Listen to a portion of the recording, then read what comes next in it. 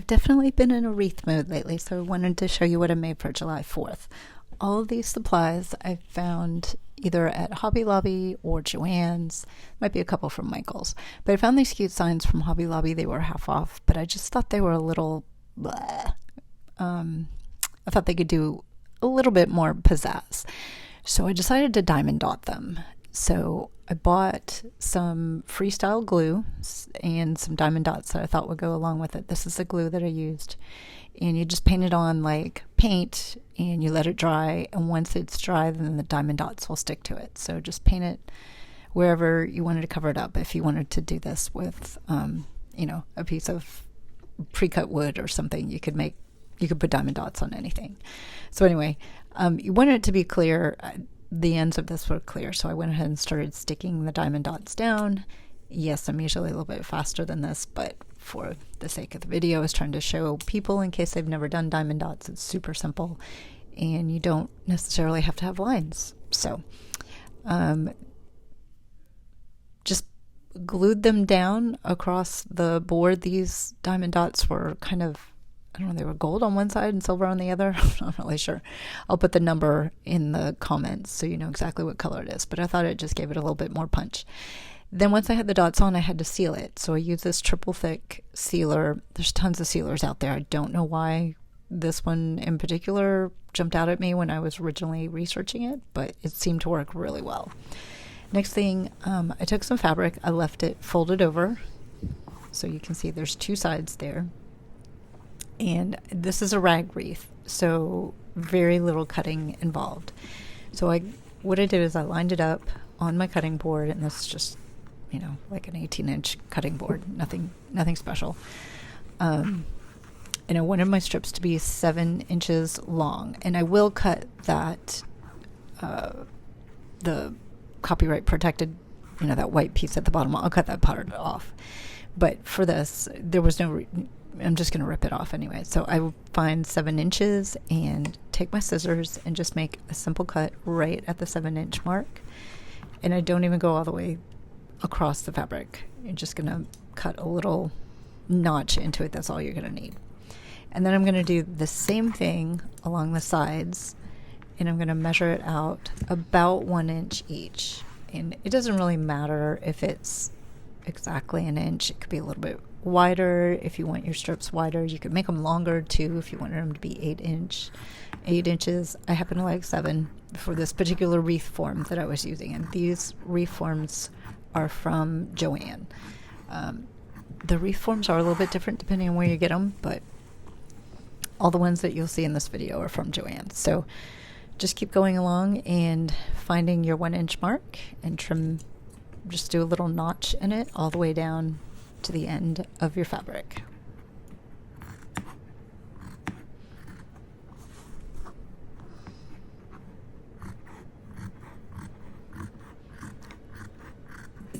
And the next thing you're going to do is just rip it.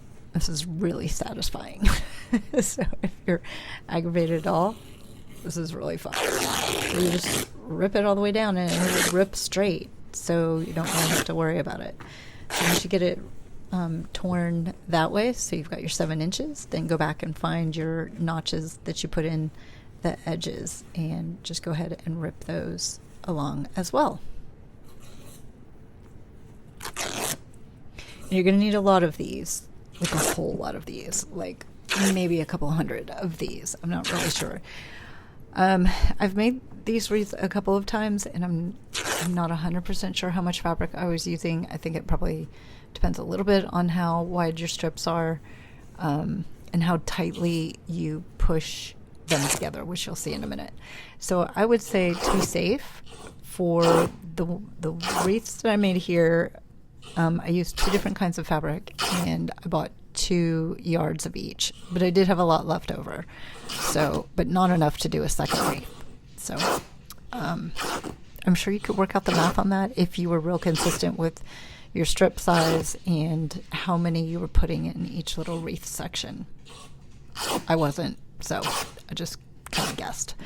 Anyway, just keep going. I did try to pull as many of those extra little threads off as possible just to make it look a little bit neater. Okay, so this is the wreath form that I got from Joann's, and as you can see, I started this wreath a little bit. I was kind of running out of different types of fabric, so that's why you see little bunches, clusters of the fabric. So I'm going to mix my fabric in together, and I didn't want all of it in one section. So anyway, really simple. Once you get to here, you tie a knot around 2 of the wires. So you're going to do 2 outside, 1 inside, 2 outside, 1 inside, and just do a simple knot. Tie it tight, but one simple knot. So you can see I did one side, and I took 2 of the wires together, and then now I'm doing the other side with 2 of the wires together. Then I'm going to switch to a different fabric for the middle, and I'm going to do the 2 wires in the middle. Same technique, just tie it in a knot. Super easy. And again, you could use as many different colors of fabric and types of fabric as you wanted. For these, I just tried to stick with 2 fabrics for each one. And you just keep doing that until you go all the way around the wreath. And when I had enough fabric to cover the whole wreath with the same 2 fabrics, I didn't do the little clusters like this. I just sat down in front of the TV and tied my little strips all the way around.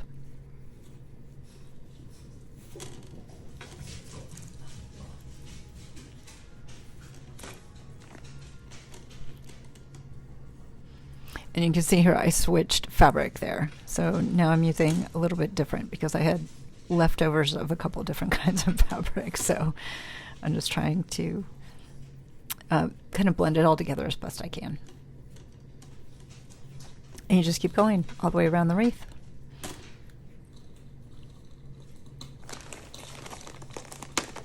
Last part, I wanted to decorate the wreath a little bit. So these were some things that I picked up from Michael's.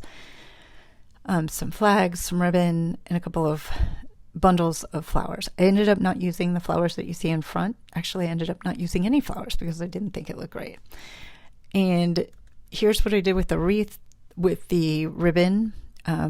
I don't make actual bows. I make little ribbon clusters. Because I forgot to video it, I went back to a previous video that I made some soccer door hangers. So the technique is the same. You just take your ribbon and you stack it on top of each other. Just take different pieces, and then all you're going to do is pinch it together. Once you get them laid down where you want it, you're going to pinch them together and take a pipe cleaner that you've cut. Pipe cleaner, you probably want it maybe 3 or 4 inches maybe, and wrap it around there to hold your cluster together.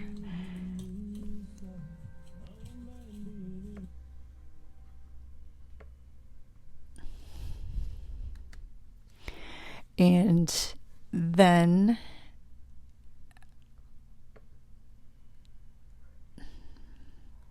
so you're just going to take your ribbon cluster, wrap the pipe cleaner around it to hold the cluster together. You're just going to pinch it, not tying anything. That's the beauty of it. And then once you get that part done, once you get that part done, you're going to cut a little piece just enough to wrap around the pipe cleaner to try and hide it, and you'll leave a little bit of extra tail.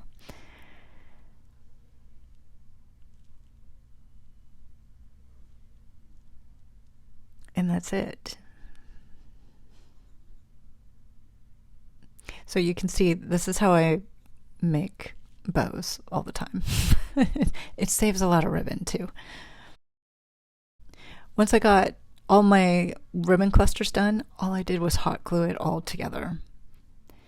Now, I will say for the signs, they had like a little easel back on them. I did remove the easel back and the hardware that was on the back of the sign. There was like a little hinge, but I left the hanger part on there so I could use it if I wanted to hang that on the door, or I can tie another ribbon around the top.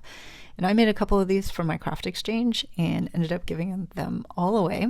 So I'm currently making myself another one because I like them so much. So anyway, I hope you enjoy. This is my 4th of July wreath project. And I absolutely love this. I'll probably next up going to do some for football season and for Halloween. So stay tuned.